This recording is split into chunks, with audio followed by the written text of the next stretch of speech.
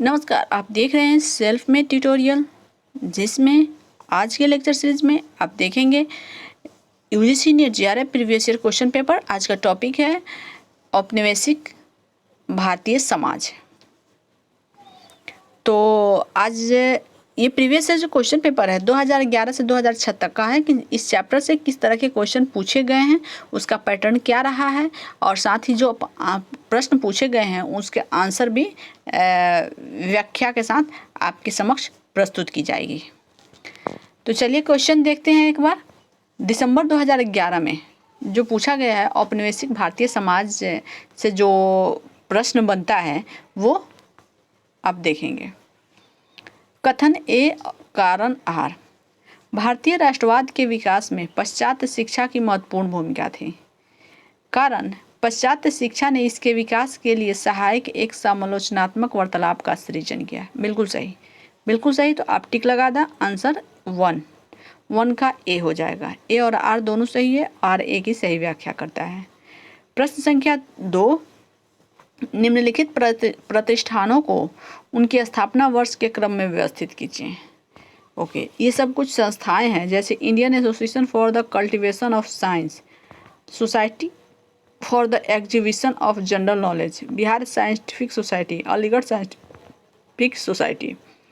तो इसमें सबसे पहले इसके डेट, तो अभी मैं थोड़ी सी कंफ्यूज हूँ, तो आप लेकिन डेट ढूंढ के ले लें। लेकिन सबसे पहले इसमें आ जाएगा 2, society of the exhibition of general knowledge, उसके बाद से अलीगढ़ साइंटिफिक सोसाइटी, उसके बाद से बिहार साइंटिफिक सोसाइटी, उसके बाद से Indian association for the cultivation of science. तो यानी आंसर होगा 2 का आंसर बी। क्वेश्चन नंबर 3, जून 2011 में जो क्वेश्चन पूछा गया है, निम्नलिखित संस्थाओं की स्थापना का सही अनुक्रम क्या है।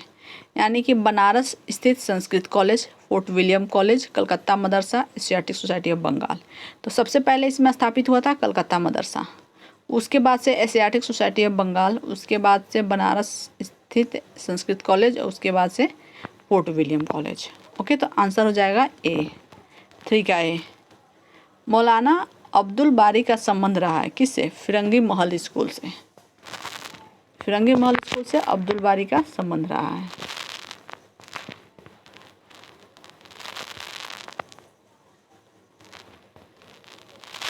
देखिए 5 नंबर क्वेश्चन हुआ। प्रश्न संख्या 6 में है, शिक्षा के क्षेत्र में भारतीय पहल को कालक्रमानुसार व्यवस्थित कीजिए। बेथ्यून स्कूल कलकत्ता, एओ कॉलेज अलीगढ़, बनारस हिंदू विश्वविद्यालय, हिंदू कॉलेज कलकत्ता। तो सबसे पहले इसमें स्थापित हुआ था हिंदू कॉलेज कलकत्ता, उसके बाद से बेथ्यून स्कूल कलकत्ता, उसके बाद से MAO कॉलेज, उसके बाद से बनारस हिंदू यूनिवर्सिटी। इसके डेट आप लिख लीजिए। अगर आप नहीं लिख पाते हैं तो कोई बात नहीं, आप ऐसे करके याद कर लीजिए। मैं जब इसके संबंधित जो वीडियो लेकर आऊँगी, लेक्चर वीडियो लेकर आऊँगी, उसमें मैं आपको डिटेल्स में बात करूँगी, बताऊँगी।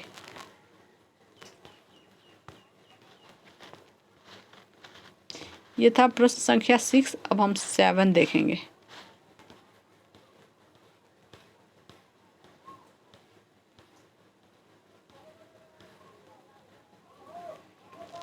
प्रश्न है, तुहफतुल मुहाउद्दीन के लेखक कौन है? तुहफतुल मुहाउद्दीन के लेखक राजाराम मोहन राय। जून 2010 में जो क्वेश्चन पूछा गया है, मौलाना शिबली नुमानी का संबंध रहा है अलीगढ़ स्कूल से। आंसर क्या हो जाएगा? ए, अलीगढ़ स्कूल। स्त्रियों से संबंधित ब्रिटिश कानूनों के पारित होने के कालक्रमानुसार व्यवस्थित कीजिए। जैसे हिंदू पुनर्विवाह अधिनियम, the native marriage act, Bengal में सती प्रथा को समाप्त करने का कानून, the age of consent act. Okay, तो सबसे पहले आया था बंगाल में सती प्रथा को समाप्त करने का कानून। कब आया था? 1829 में। 1829 में आया था। उसके बाद हिंदू पुनर्विवाह अधिनियम, ये आया 1856 में। उसके बाद से आया दी नेटिव मैरिज एक्ट, और उसके बाद the age of consent act. Okay, एक आया 1872 में नेटिव मैरिज एक्ट, और the age of consent act 1892 ईस्वी में। क्वेश्चन नंबर 10, 1817 में हिंदू कॉलेज कलकत्ता में किसने स्थापित किया? कलकत्ता, डेविड हेयर ने। डेविड हेयर ने 1817 में हिंदू कॉलेज की कलकत्ता में स्थापना की थी। दिसंबर 2009 में जो प्रश्न पूछा गया है, क्वेश्चन नंबर 11, महाराष्ट्र के कौन से समाज सुधारक लोक हितवादी के नाम से प्रसिद्ध? ठीक है, गोपाल हरि देशमुख, ये महाराष्ट्र के थे और समाज सुधारक जो थे ये लोक हितवादी कहा जाता था उपनाम। तो ये प्रश्न प्रीवियस ईयर में पूछा गया है। क्वेश्चन नंबर 12, राजा राम मोहन राय ने किस बुरी परंपरा और रीति के विरुद्ध आवाज़ उठाई और आंदोलन किया? सती प्रथा। ये तो जग जाहिर है। सती प्रथा कब? 1829 ईस्वी में। उसके समय में गवर्नर जनरल कौन थे? लॉर्ड विलियम बेंटिंग ने। क्वेश्चन नंबर 13, कौन अलीगढ़ आंदोलन से संबंध नहीं था? तो अल्ताफ हुसैन हाली, नज़ीर अहमद चिराग अली, ये मौलाना अबुल कलाम आज़ाद। मौलाना अबुल कलाम आज़ाद अलीगढ़ आंदोलन से संबंधित नहीं थे। प्रश्न संख्या 14, बहिष्कृत भारत पत्रिका को प्रारंभ किया था किसने? प्रारंभ किया था डॉक्टर वी.आर. अम्बेडकर ने। राजा राम मोहन राय की मृत्युपरांत ब्रह्म समाज का नेतृत्व किसने किया? देवेंद्र नाथ टैगोर ने। देवेंद्र नाथ टैगोर ने ब्रह्म समाज का नेतृत्व किया था। 16, प्रश्न संख्या 16, पारसी समाज सुधारक बहराम जी एम मालाबारी ने अपना आंदोलन किस सुधार के लिए जारी रखा? शिशु और बाल विवाह। पारसी समाज सुधारक बहराम जी एम मालाबारी ने अपना आंदोलन किस सुधार के लिए जारी रखा? तो शिशु एवं बाल विवाह के लिए। ओके, तो ये रहा प्रश्न संख्या 16। अब हम आगे बढ़ते हैं।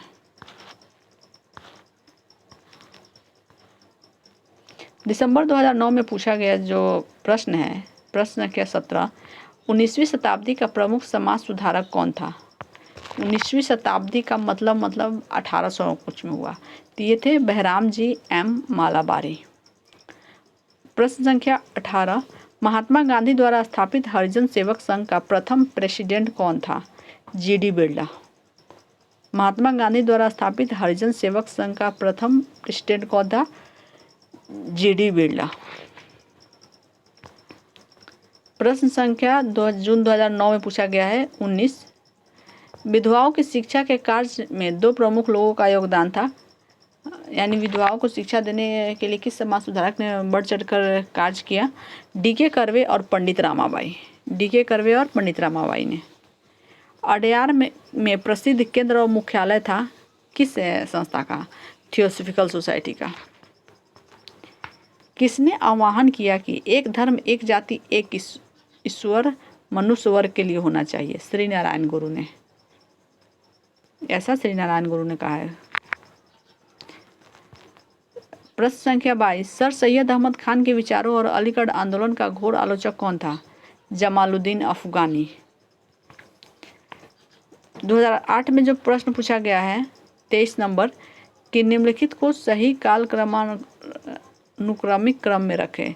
सम्मत आयु अधिनियम, दक्षिण कृषि राहत अधिनियम, पुलिस अधिनियम, विश्वविद्यालय अधिनियम। तो इसका आंसर हो जाएगा बी, यानी सबसे पहले पुलिस अधिनियम, उसके बाद से आता है दक्षिण कृषि राहत अधिनियम, उसके बाद सम्मत आयु अधिनियम, उसके बाद से विश्वविद्यालय अधिनियम। देखें प्रश्न संख्या 24,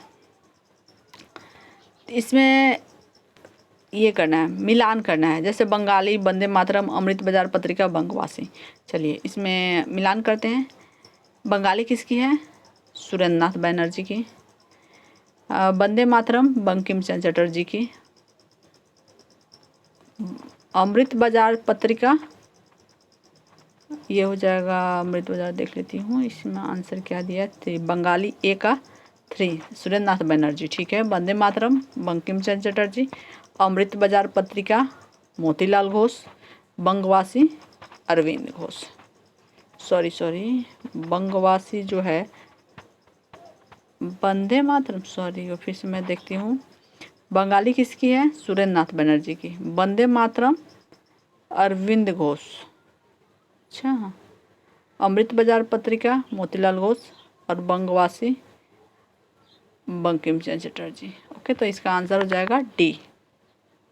लेकिन एक बार फिर से आप बुक से भी इसको मिलान से कर सकते हैं कि वंदे मातरम है कि बंकिम चंद्र चटर्जी की वंदे मातरम उन्होंने गीत गाया है और एक वंदे मातरम पुस्तक है, तो इसीलिए आप कंफ्यूज ना होइए, आप भी अपने बुक से एक बार मिलान कर लीजिए। चलिए अब हम देखते हैं 24 नंबर हो गया क्वेश्चन। अब हम देखेंगे 25 मार्क्स नंबर का क्वेश्चन।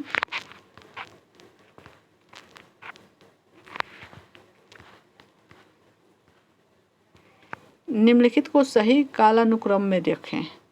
सबसे पहले आया आत्मीय समाज, उसके बाद ब्रह्म समाज, प्रार्थना समाज, आर्य समाज, पूर्ण सार्वजनिक सभा।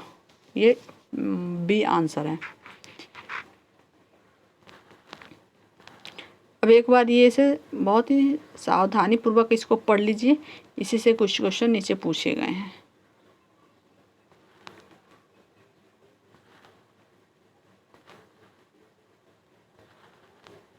प्रश्न है, प्राक औपनिवेशिक भारत में राष्ट्रीयता का अर्थ है स्वदेश प्रेम। 26 का आंसर ए। सांस्कृतिक अवरोध के विघटन में किसका सर्वाधिक योगदान था? संचार प्रणाली का। ईस्ट इंडिया कंपनी के शासन का परिणाम हुआ स्वदेश प्रेम की भावनाओं का सुदृढ़ीकरण। 1857 का विद्रोह था आम लोगों का विद्रोह।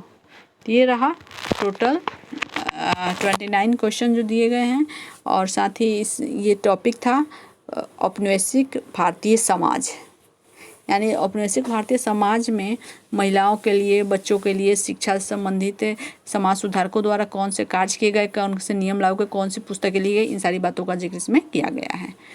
तो इससे आपको अनुमान लग जाएगा कि किस तरह के क्वेश्चन नेट यूजीसी नेट के में पूछे जाते हैं। ओके, तो फिर से हम हाजिर होंगे एक नए वीडियो के साथ, और वो वीडियो देखना ना भूलिएगा, क्योंकि नया जो वीडियो होगा वो होगा भारतीय राष्ट्रीय आंदोलन। आप जानते ही हैं भारतीय इतिहास में यदि भारतीय राष्ट्रीय आंदोलन की न पढ़े या उसकी चर्चा ना करें तो इतिहास अधूरा रह जाता है। तो इसीलिए आप आने वाले वीडियो को देखना ना भूलें, सुनना ना भूलें, और पढ़ते रहें, कुछ सीखते रहें। हम फिर मिलते हैं नए वीडियो के साथ। धन्यवाद।